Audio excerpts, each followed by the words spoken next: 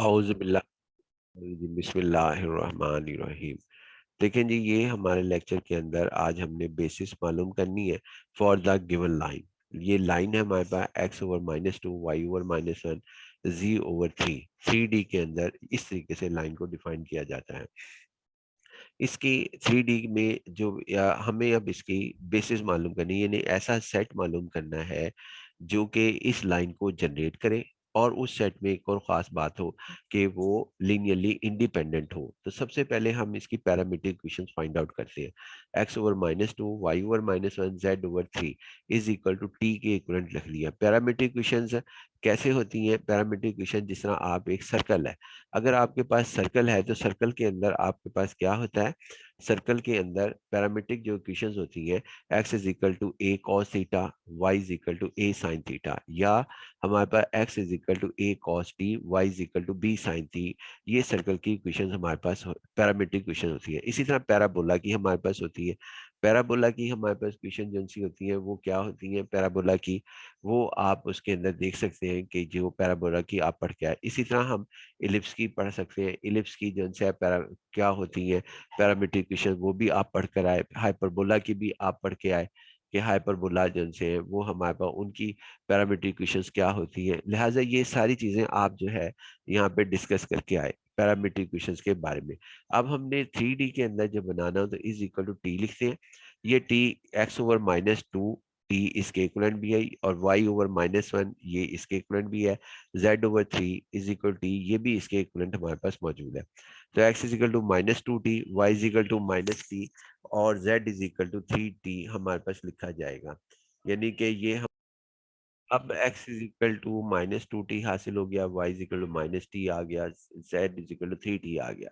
इसको हमने पॉइंट्स की शक्ल में लिख दिया, x y z -2t -t 3t। फिर इसमें से हमने t को कॉमन लिया जो कि आपके पास ये हासिल हो गया। अब इसके अंदर ये तमाम चीजें हमारे पास हासिल हो गई। अब ये इस लाइन की ये जो लाइन है इसमें जो भी पॉइंट लाई करेगा वो इसकी फॉर्मेट के अंदर लिखा जा सकता है -2 -1 3। यानी हम ये कह सकते हैं कि the set -2 -1 3 generate the line. Line generate करता है, या हम इसे ये कह सकते हैं कि every element of this line can be written as a linear combination of the set -2 -1 3। हम देख लेते हैं कि जी क्या हमारे पास है, इसमें से कोई एक पॉइंट लेते हैं और ये पॉइंट जन से है उसको हम देखते हैं कि क्या वो इस सेट से जनरेट हो जाता है या नहीं जनरेट होता। तो इसका तरीकेकार हमारे पास ये है कि हम इसको लिख कर देखते हैं जी। लिखने के लिए हम एक पॉइंट बनाते हैं और वो पॉइंट हमारे पास किस तरीके से लिखा जाएगा इसको हम अभी डिस्कस करते हैं। ये देखिए जी, पहला पॉइंट मैं लिख रहा हूँ, पहला पॉइंट यहाँ पे लिख रहा हूँ -8। अब ये मैंने कैसे लिखा इसको मैं आपके साथ जो है वो अभी डिस्कस करता हूँ। -8 और आगे हमारे पास क्या कहते हैं, फिर मैं लिखूंगा 4, यानी 4 -4 सॉरी -4। ये कैसे लिख रहा हूँ? 2 मिनट वेट करें आप, तो मैं अभी आपके साथ डिस्कस करता हूँ। और z/3 यानी कि 12 हमारे पास ये वो पॉइंट है जो कि हमारे पास इस लाइन के ऊपर लाई करता है। कैसे मालूम हुआ ये अभी आपके सामने डिस्कस करते हैं। आप इस तरह करें कि इस पॉइंट को हम इस तरह करते हैं कि x की वैल्यू -8 यहाँ पुट करते हैं और y की वैल्यू -4 यहाँ पुट करते हैं और z की वैल्यू 12 यहाँ पर पुट करते हैं। तो आपके पास आंसर देखें क्या आता है। यानी जब हम x की वैल्यू -8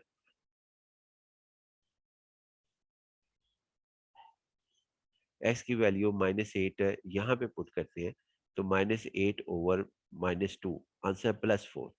और जब हम इसकी वैल्यू -4 y की वैल्यू यहाँ पुट करते हैं -4/-1 तो +4।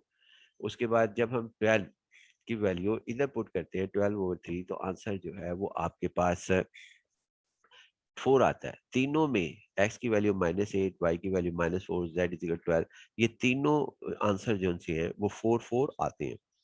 लिहाजा ये पॉइंट इसके अंदर सेटिस्फाई हो गया कि ये इसके अंदर सेटिस्फाई हो गया। अभी मैं आपके सामने ना यहाँ पे क्या कहते हैं एक और पॉइंट यहाँ पे लेता हूँ और उससे आपको अंदाज़ा मजीद होगा कि अब हमारे पास, और ये भी अंदाज़ा हो जाएगा आपको कि हम पॉइंट लेते कैसे हैं किसी लाइन के।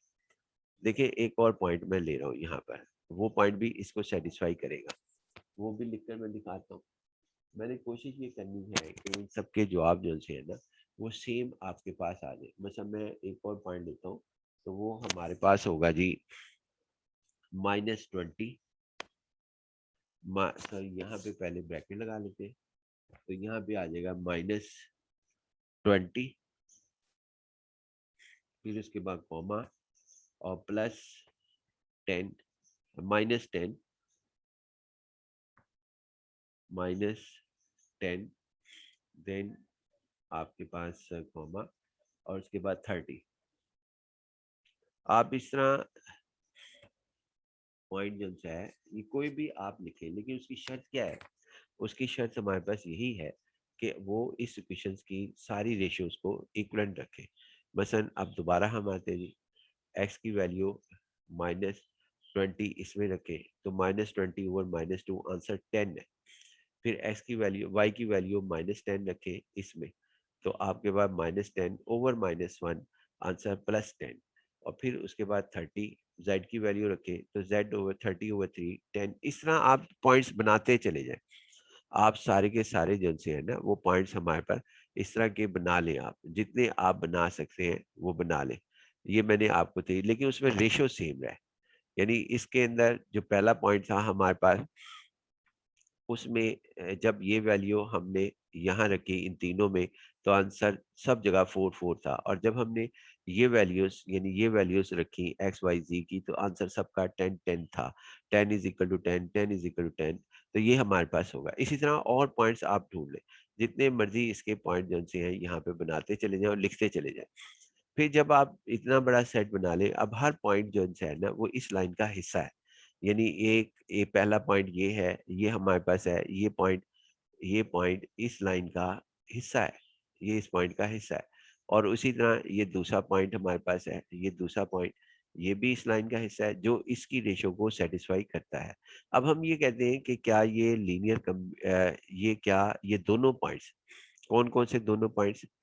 ये पॉइंट, ये आपके -4 8 -4 12 और -20 -10, क्या वो इस सेट की मदद से लिखे जा सकते हैं? -2 -1 3, या ये -2 -1 3? तो इसका आंसर यस है। मसलन मैं कहता हूं जी कि आप इस तरह करें कि हमारे पास इसमें इस तरीके से करें कि हम मिसाल के तौर पर ना, मैं ये कहता हूँ इस पॉइंट को हम लिखना चाहते हैं -8 -4 और 12। इसमें से देखिए कॉमन क्या चीज आ रही है। यानी ये आपके सामने है कि इसके अंदर से सब में ये आप देख लें यहाँ पर कि कॉमन चीज क्या हमारे पास आ रही है। इसमें से इसमें से कॉमन आ रहा है जी मेरे पास, जो कि -8 -4 और 12, इसमें जो कॉमन आ रहा है वो आ रहा है 4। 4 जब कॉमन लेंगे, इसको 4 से मल्टीप्लाई करें, तो ये हमारे पास इस तरह लिखा जाएगा। यानी मैं लिख के भी दिखा देता हूँ आपको, यहाँ पर बेहतर है लिख दूँ, बाकी चीजें जो सी है वो आप खुद कर लेना। यहाँ पर आपके पास आता है, दोबारा मैं लिख के दिखाता हूँ, -8 -8 और उसके बाद हमारे पास क्या कहते हैं -4 और देन आपके पास 12। क्या मैं इसको ऐसे लिख सकता हूँ? ये आंसर आपने बताना है मुझे। इज इक्वल टू आगे उसके बाद 4 और इनटू -2 -2 और उसके बाद -1 -1 और देन आपके पास कहते हैं 3। ये लिखा जा सकता है। आंसर आपका यस होगा अगर इस और ये -8 आपका -4 -12, ये किसका हिस्सा है? -8 -4 12, ये इस लाइन का हिस्सा है। इस लाइन के पॉइंट को मैंने इस तरह लिख दिया, तो ये और 4 और इस पॉइंट के जब मैंने इसको लिखा तो उसमें ये वेक्टर यानी ये वाला वेक्टर ये वही था जो मेरे पास क्या कहते हैं यहाँ पर लिखा हुआ था, ये लिखा था। तो लिहाजा और ये एलिमेंट -8 -4 इसका सेट था, इसका हिस्सा था, तो हम ये कह सकते हैं -8 -4 12 is the linear combination of -2 -1 3। इस चीज को हम इस तरह लिखते हैं। तो लिहाजा एक्स वाई जी का मतलब होता है जनरल पॉइंट के जितने मर्जी पॉइंट दे दें। फिलहाल मैं जबानी इसका कर लेता हूँ -20 -10 और 30। इसको जब हम इधर लिखेंगे, यहाँ पर माइनस इसको यहाँ पर लिखेंगे, तो कॉमन जो आएगा वो आपके पास साफ तौर पर नजर आ रहा है कि वो माइनस सिंपल 10 आएगा। क्यों 10 आएगा, -10 क्यों नहीं ले लिया, वो भी तो कॉमन था। तो आंसर ये है कि माइनस यानी सिंपल 10 लेने का मकसद ये है कि ये चीज लाजमी आए। ये चीज उसी सूरत में आएगी अगर हम पॉजिटिव 10 लेंगे। लिहाजा हर एलिमेंट, जितने मर्जी एलिमेंट जो मैंने अभी आपके साथ डिस्कस किया, वीडियो बैक करके देख सकते हैं, हर एलिमेंट को आप इसकी इस फॉर्म में लिख सकते हैं। तो अगर ऐसा लिख सके तो हम कहेंगे एवरी एलिमेंट, ये एक्स वाई जी का मतलब है एवरी एलिमेंट। इसको मैथ में एक्स वाई जी लिखते हैं, लेकिन अगर मैं लैंग्वेज इंग्लिश की इस्तेमाल करूं तो मैं कहूँगा every element is the linear combination of -2 -1 और 3। अब हम आते हैं कि चूंकि हमारा सवाल बेसिस का था, हमारा क्वेश्चन जो था वो आपके पास बेसिस का था। ये बेसिस हमारे पास, बेसिस में लीनियर कम्बिनेशन शो करना होता है और फिर इसको लीनियरली इंडिपेंडेंट साबित करना होता है। तो लीनियरली इंडिपेंडेंट जो है वो हम साबित करते हैं जी इसके अंदर कि ये सेट लीनियरली इंडिपेंडेंट है। इससे पहले भी एक लेक्चर के अंदर हम साबित कर चुके हैं कि every non zero vector is linearly independent, कि ये लीनियरली इंडिपेंडेंट हमारे पास। इसको ए के बराबर रखा। अगर इस सेट में चूंकि एक ही एलिमेंट है, लिहाजा ए रखा, -2 -1 3। अगर दो होते तो ए बी रखते। तीन सेट होते, तीन वेक्टर, जैसा कि पहले सवालों में किया हुआ है, तो ए बी सी रखते। अगर चार होते तो ए बी डी रखते। अगर ये थ्री टुपल्स है तो यहाँ पे 0 0 के इक्वलेंट इसे रखेंगे ए के बराबर।